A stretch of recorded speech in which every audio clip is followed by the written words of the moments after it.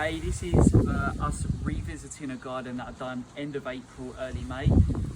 This is my girlfriend's mum's garden, and we've done it while she was on holiday. As you can see, this is one of the features, the Hobbiton gate. We reuse some of the bamboo we use for the trellising, so these are just offcuts, and also offcuts of a tree that we like thinned out a little bit to create more space. Made a beautiful gate out of it. Well done, George. Self-sufficient geezer that works for me. This was a part, like, we designed it and then we put it together. So let's have a little tour.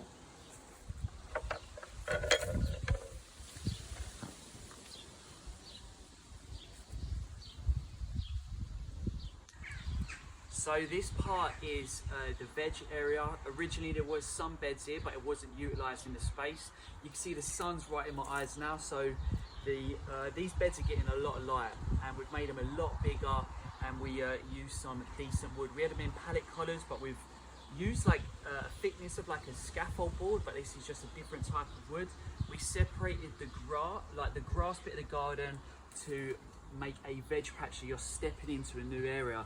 This is just pallet wood buried in, and this is just grown an incredible amount of vegetables. You can just use 2 small beds like this to grow a lot of veg for home use. As you can see on the border, there's like a border of plants. They were already there, we just done a little bit of weeding. The honeysuckle towards the back, we chopped back heavily, and again, because it was spring, it has sprung back into action, and you can see how abundant it is, not just the veg garden, but the borders as well. Have a look. This part of the garden was originally here, but this is Debbie's greenhouse.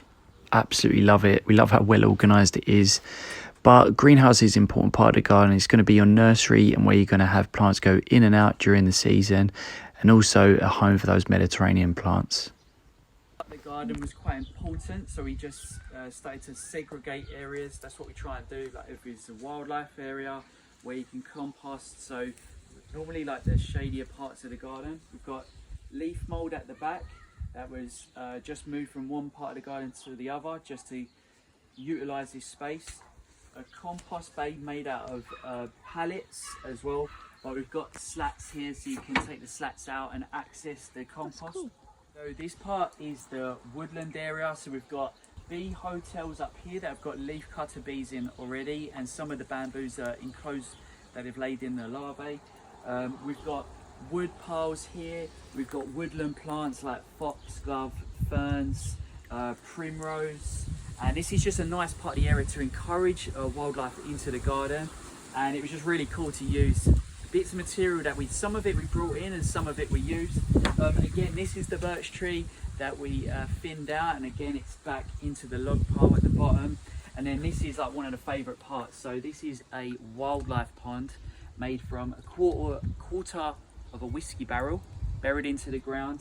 Got some aquatic plants in there, stones, a little pump. This is just like a nice little solar pump from Amazon. Normally it's coming out a lot better, but we are having a lack of sun at the minute, so that's why it's dribbling out. And again, using bark chip against the grass just creates a nice division and a nice backdrop for the wildlife garden as well. We've got bamboo fence panels. This is from Muba. You can check my link tree on where to get these.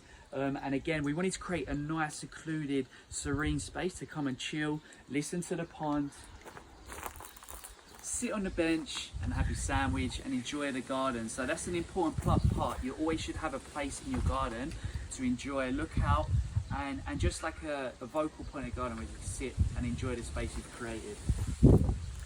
This was another part of the garden that gets quite a bit of sun in the mornings. Again, we use a nice quality raised bed. We've gone grass. We made a divot so it kind of like the wood chip sits down into the grass. It actually separates it so you don't kick the wood chip everywhere, but it's always gonna happen no matter what. But it's done quite well here. Just a few road pieces. But look at this, like you can tell, get in the morning sun. We've got beans, we've got tomatoes bigger than me. We've got, look at the size of these courgette plants. So these are just super happy. Look at the size of them.